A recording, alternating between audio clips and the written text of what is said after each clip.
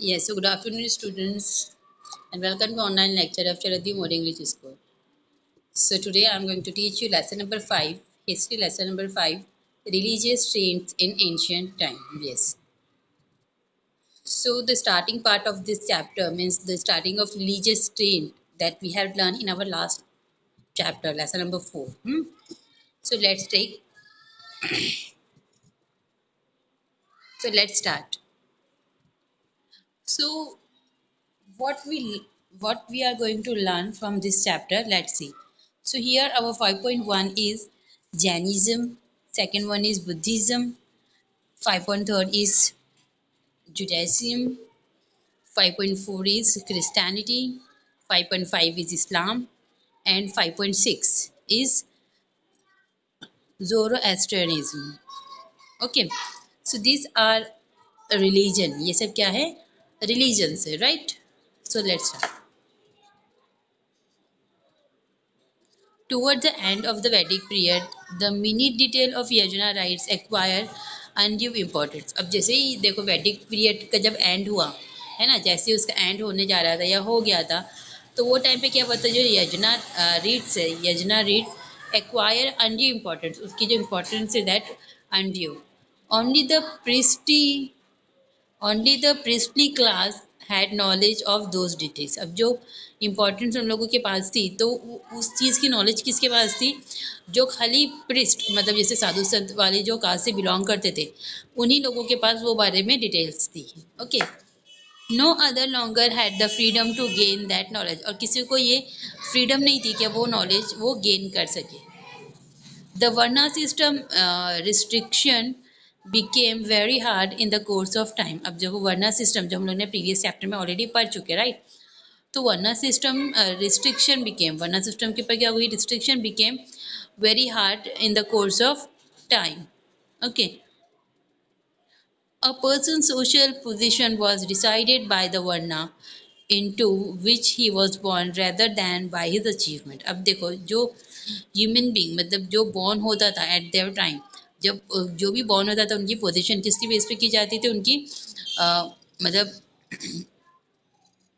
Born की वजह से, मतलब वो कौन सी which he was born rather than by his achievement, मतलब ऑब्वियसली उसकी बॉर्न के टाइम या फिर वो सारी चीज़ों को देख के उसकी पोजीशन दी जाती थी, ना कि उसकी अचीवमेंट को देखकर. ओके,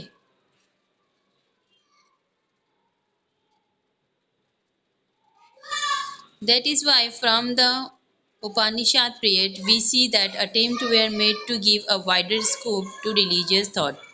यस, इसकी वजह से क्या हुआ है, देखो जो उपनिषद पीरियड है ना, जो हम लोग ने पढ़े प्रीवियस चैप्टर में, तो उससे क्या पता चला हम लोग को, we see that the attempt were made to give a wider scope. इसकी वजह से ये सारी चीज़ों की वजह से क्या मिला, एक वाइडर स्कोप मिला है किसको, रिलीजियस थॉट को, है ना. And not restrict it any only to yajna rites. Yes, और किसके ऊपर रिस्ट्रिक्शन नहीं लगी, किसके ऊपर रिस्ट्रिक्ट नहीं लगी है, यजना राइट्स के ऊपर ही खाली रिस्ट्रिक्शन नहीं लगी थी. ओके, और बाकी जो दूसरे थे उनके ऊपर क्या लगी थी, रिस्ट्रिक्शन लगी थी.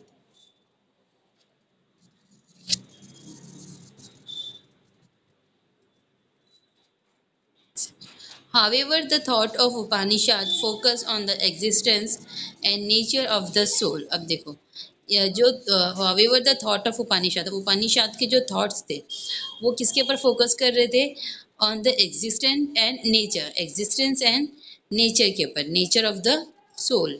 ओके, इसके ऊपर फोकस करते थे ज़्यादा. It was difficult for ordinary people to understand it. Obviously ये सारी बातें जो होती है, जैसे हम जैसे जो ऑर्डिनरी पीपल होते हैं उनको जल्दी अंडरस्टैंड नहीं हो पाती है, तो वैसे ही जो ऑर्डिनरी पीपल्स हैं उनको ये चीज़ें जल्दी समझ में नहीं आती थी. This give rise to different sect that emphasise the worship of particular deities.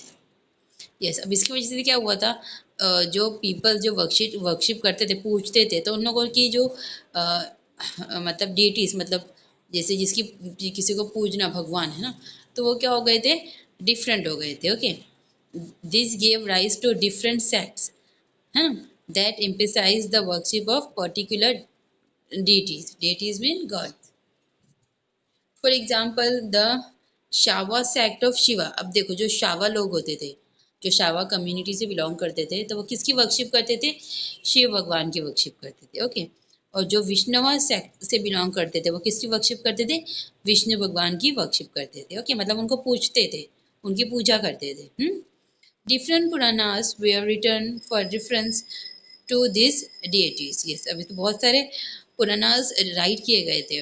Okay, means so many different different types of Puranas were written. किस लिए रिटर्न किए गए थे? With difference to the deities, मतलब जो deities थे, जो गॉड थे, उनके लिए, उनके रेफरेंस के लिए। Certain trains around the 6th century BCE made attempt to express religious thought in such a way that the common man would understand it easily. Yes, अब देखो certain trains around the six, अब 6th century में क्या हुआ थे, कुछ certain train start हुए थे जो made attempt to express. Yes, उससे क्या एक्सप्रेस हो रहा था, क्या एक्सप्रेस कर रहे थे वो लोग? दे एक्सप्रेस रिलीजियस थॉट, वो रिलीजियस थॉट को एक्सप्रेस करते थे ताकि जो कॉमन पीपल है वो उसको इजीली अंडरस्टैंड कर सके। Many people realize that every person is free to find ways of his own upliftment। yes, अब हर किसी को ये राइट दी गई है कि वो अपनी जो भी चीज़, मतलब अपनी डेवलपमेंट के लिए कुछ भी उसको करना है तो वो खुद कर सकता है, मतलब वो खुद, मतलब टोटली फ्री है, उसके पास किसी भी तरीके की कोई रिस्ट्रिक्शन नहीं है। This lead to establish of new religions. अब इसकी वजह से क्या हुआ था, ये एक मतलब स्टार्टिंग पॉइंट था, इसके ये सारी चीज़ों की वजह से क्या हो रहा था, ये इस्टेब्लिशमेंट हो रहा था, किस चीज़ों का इस्टेब्लिशमेंट हो रहा था? न्यू रिलीजन्स का। This religions emphatically stated that discrimination on the basis of caste has no place। yes, अब देखो, अब इससे क्या इस्टेब्लिश हुआ? फर्स्ट न्यू रिलीजन्स इस्टेब्लिश हो रहे थे, उसके बाद जो रिलीजन्स है ना, this religions empathetically stated that.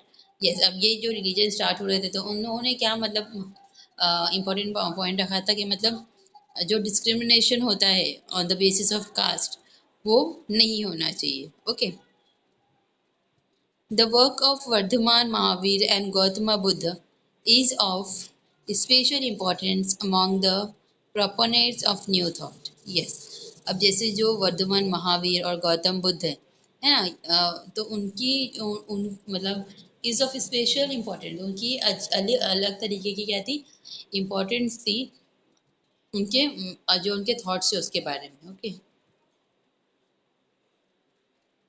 Now this is a picture of Vardhaman Mahavir. Now first one, 5.1, Jainism। Okay, so Jainism is one of the ancient religions in India। yes, obviously ये जो जैनिज्म है, मतलब इसको कौन से लोग फॉलो करते हैं? जो जैन कम्युनिटी से बिलोंग करते हैं, जैन जिनको हम बोलते हैं, तो वो लोग इसको फॉलो करते हैं। और ये कब से स्टार्ट, मतलब कब से चलता आ रहा है ये religion? From ancient time. Okay, Jainism is one of the ancient religion. Obviously ये कौन सा रिलीजन है? एंशियंट रिलीजन है हमारी कंट्री में, इंडिया में।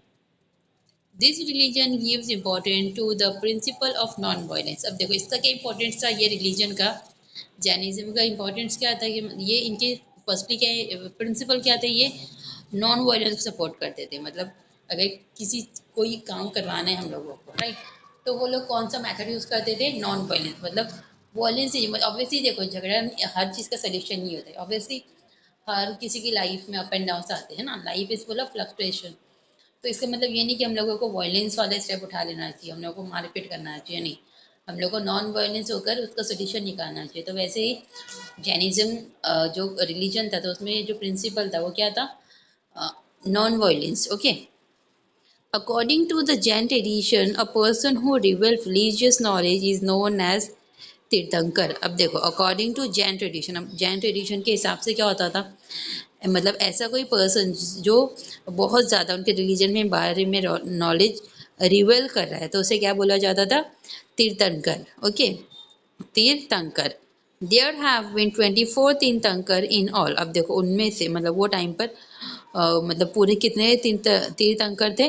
24 तीर्थंकर थे। Okay, Vardhaman Mahavir is the 24th Tirthankar, मतलब ये सबसे लास्ट वाले तीर्थंकर थे। ओके, वो टाइम पर। Now Vardhaman Mahavir. Okay, total 24 Tirthankar थे। राइट। अब तीर्थंकर का मीनिंग क्या बताया मैंने, जो जिसको क्या होती है, मतलब अ person who reveals religious knowledge, मतलब वो उसको बहुत ज़्यादा रिलीजियस के बारे में नॉलेज होती है, उसे बोल देते हैं तीर्थंकर। तो ऐसे मतलब कितने टोटल तीर्थंकर थे, 24 तीर्थंकर थे, जिसमें जो लास्ट वाले, सबसे लास्ट वाले जो तीर्थंकर थे वो थे वर्धमान महावीर। ओके। तीर्थंकर is the Jain religious tradition. अब ये क्या एक ट्रेडिशन था जैन रिलीजन का। ना Varthaman Mahavir, so Vardhaman Mahavir was born in 599 and died in 527. Okay.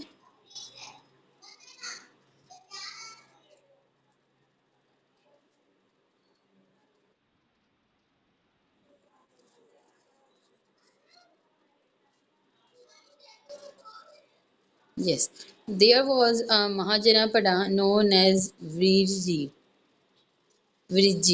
in what is known as the state of Bihar today. Yes. अब देखो Varthaman Mahavir, there was a Mahajanapada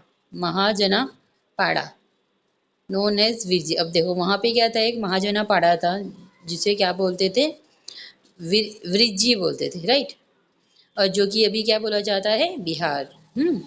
so it's capital was Vaishali. Vaishali, yes. अब उसका capital क्या था, जो विरिजी थी, है ना, तो उसका जो कैपिटल था एट दैट टाइम वो था वैशाली। ओके।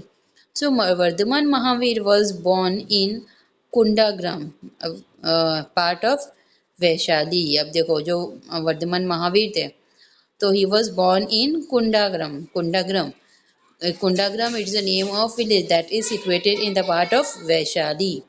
Okay, Kundagram क्या था, एक village था that was situated in Vaishali. Okay, और वैशाली कहाँ पर आ रहा है, इट इज इन बिहार, है ना। जो अभी रिसेंटली अभी हम इसके क्या बोलते हैं, बिहार बोलते हैं, वहाँ पर है Vaishali.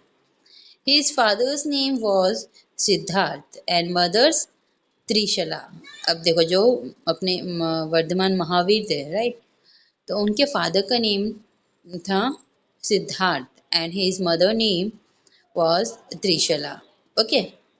Vardhaman Mahavir left his home and all comfort for the attainment of knowledge. Yes, अब देखो वर्धमान महावीर ने क्या किया था, he left his home, उन्होंने अपना घर छोड़ दिया था, और उनको जितने भी कंफर्ट्स थे, मतलब जितनी भी आराम वाली चीज़ें थी, वो सब छोड़ छाड़ के वो कहाँ चले गए थे, नॉलेज गेन करने के लिए निकल गए थे। He attained enlightenment after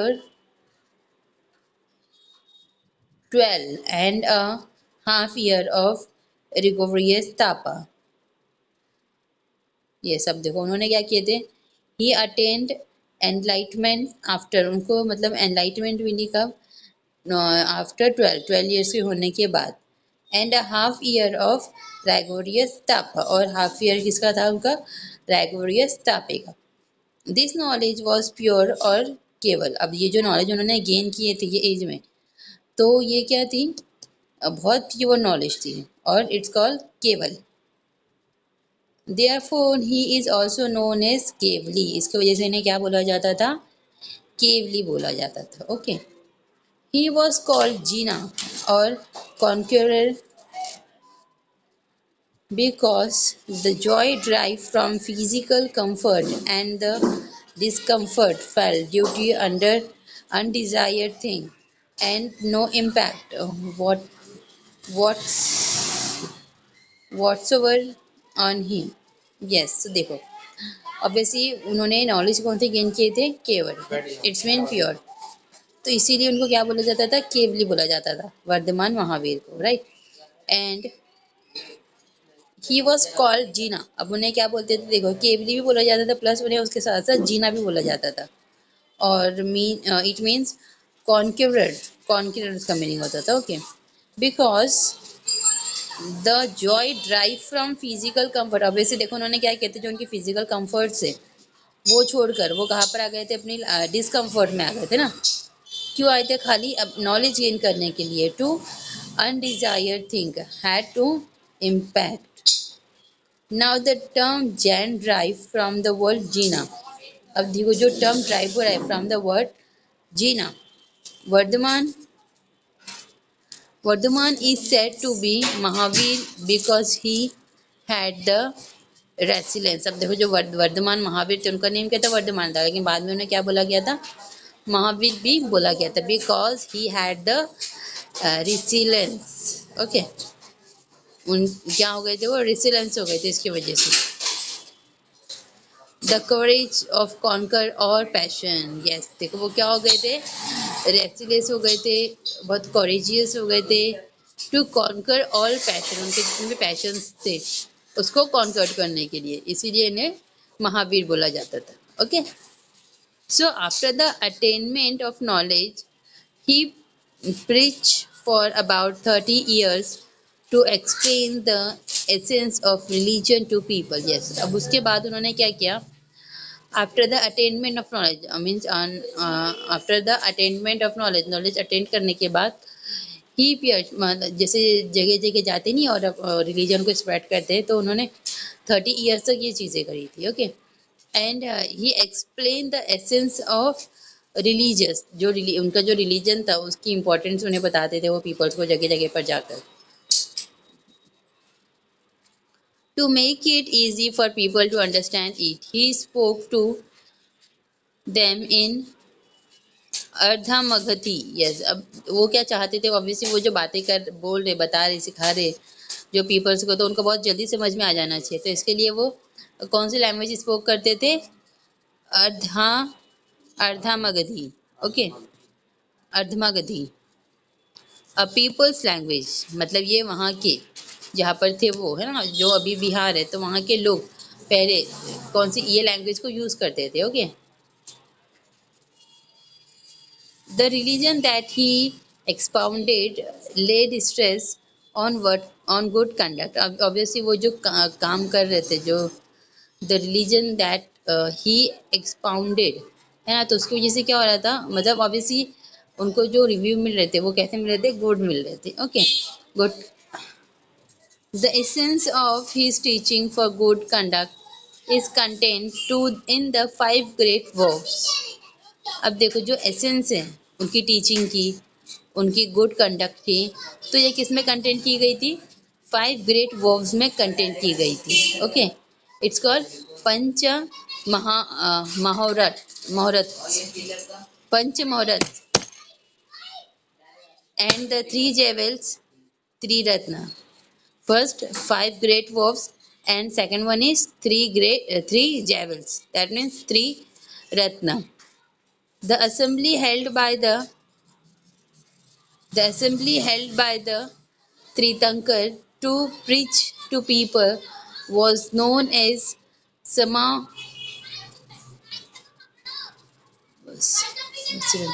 Samavasran. Okay, in Ardh Magdi, yes। अब देखो द असेंबली हेल्ड, अब देखो असेंबली हेल्ड की गई थी किसके थ्रू, बाय तीर्थंकर है ना, और उसमें भी वही काम करते थे लोग, पीपल्स के पास जाकर उन लोगों को उनके रिलीजन्स के बारे में नॉलेज देते थे, उनके बारे में उनको अंडरस्टैंड करवाते थे कि उनका रिलीजन कैसा है। ओके, तो वो जो पीपल थे जो ये काम करते थे राइट, तो उन्हें क्या बोला जाता था, समा समावस्त्रनी। ओके, और वो भी कौन सी लैंग्वेज में, अर्थामगधी, ये वाली लैंग्वेज में, जो वहाँ पे बोले जाते थे, कॉमन पीपल वो लैंग्वेज बोलते थे ना वहाँ पर, इसीलिए महावीर जो थे तो वो ये लैंग्वेज यूज करते थे उनको अंडरस्टैंड करवाने के लिए। समावसरण वॉज बेस्ड इन इक्वालिटी। अब देखो जो समावसरण है वो किसके पर बेस्ड थी, इक्वालिटी के ऊपर बेस्ड थी, right. People of all varnas had entry to it. अब देखो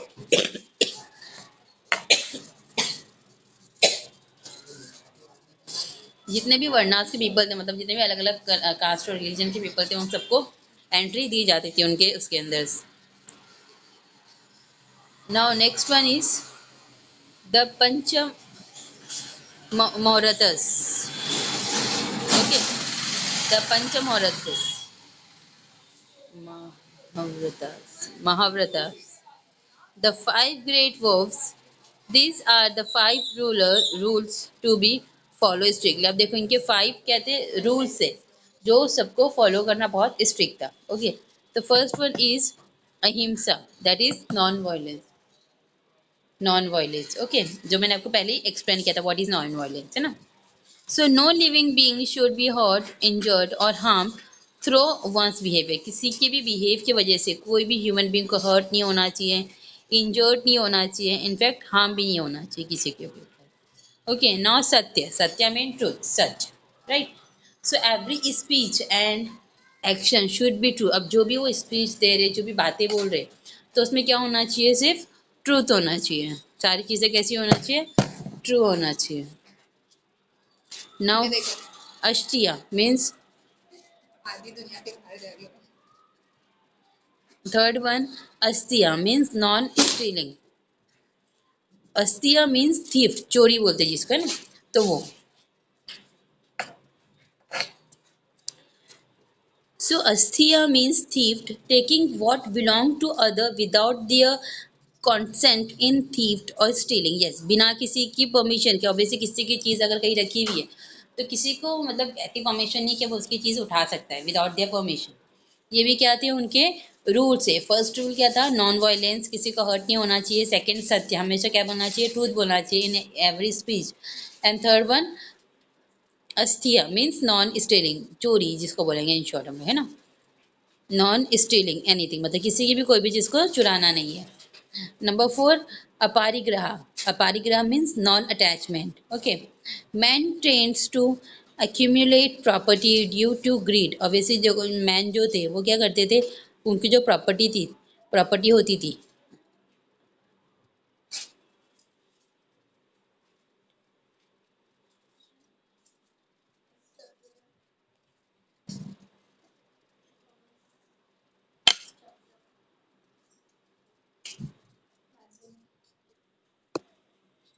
yes, so aparigraha means non-attachment. So what is in that?